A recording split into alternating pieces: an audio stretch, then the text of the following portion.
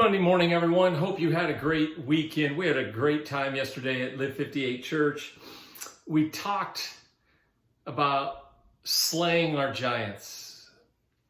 And we looked at the classical story of David and Goliath, but we really got personal and talked about how do we slay our giants? For we all have giants in our lives, depending on what season of life. It might be a health giant, a career giant, a financial giant, a family or relational giant. We all face them, and we learn three things from David of how David slayed his giant. If you missed the message, you can always go back on YouTube and look at the message, the service, great music, and it was just really a good practical time. We talked about there were three principles David used to slay the literal giant Goliath, and that was there was a lot of preparation involved. David had prepared earlier, fighting lions and bears as a shepherd when no one was looking. When there was no fanfare, David was preparing for an inevitable moment with Goliath he didn't even know was going to happen. But David was faithful in those times where no one was looking. And most of the key to us slaying our giants is preparing and being faithful when no one is looking. Preparing, whether it's through disciplines or through studies or just working on our inner self before we get to those places where we're going to need peace when the giant tries to steal our peace or take our worries or overwhelm us with guilt or overwhelm us with circumstances. That when we prepare ourselves by realizing that God is with us and that God is greater in us than all the giants in the world. So we really looked at this thing about preparation, that all the greats of the world, from Scripture to other greats of the world, they really became great and successful because of their preparation. Then we talked about vision.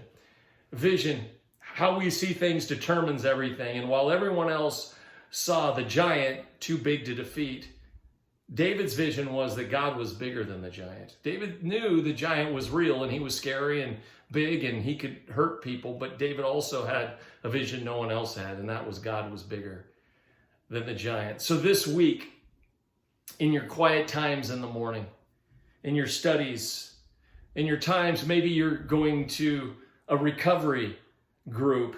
That's part of preparation of overcoming your giant. A grief share class.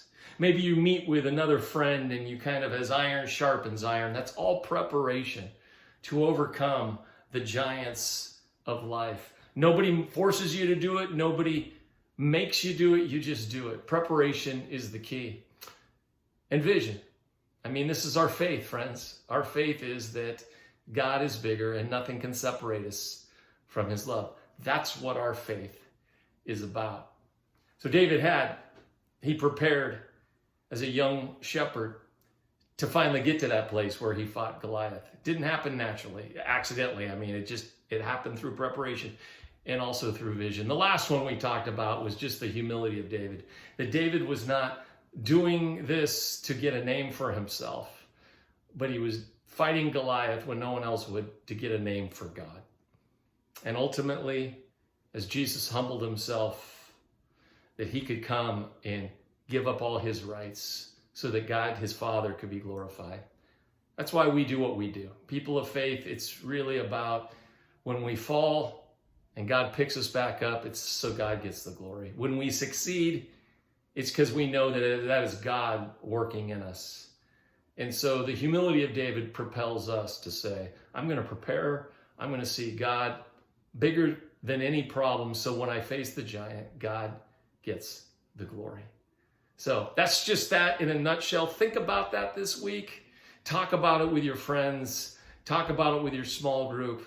And we're going to continue this series looking back so we can move forward. And it's been a great, great summer series. And I got one this next Sunday on a character I've never talked about before. And so I'm excited about that. If you need prayer this week, connect at live58.church. Write out your prayer request and we will have a lot of people praying for you. One last thing.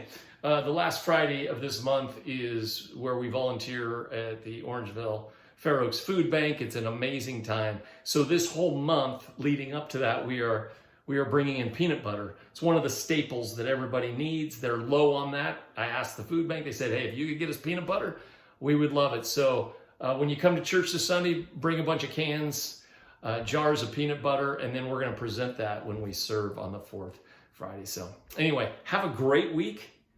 Again, we had a great time yesterday. If you missed it, make sure you watch the service. And I hope to see you next Sunday. God bless.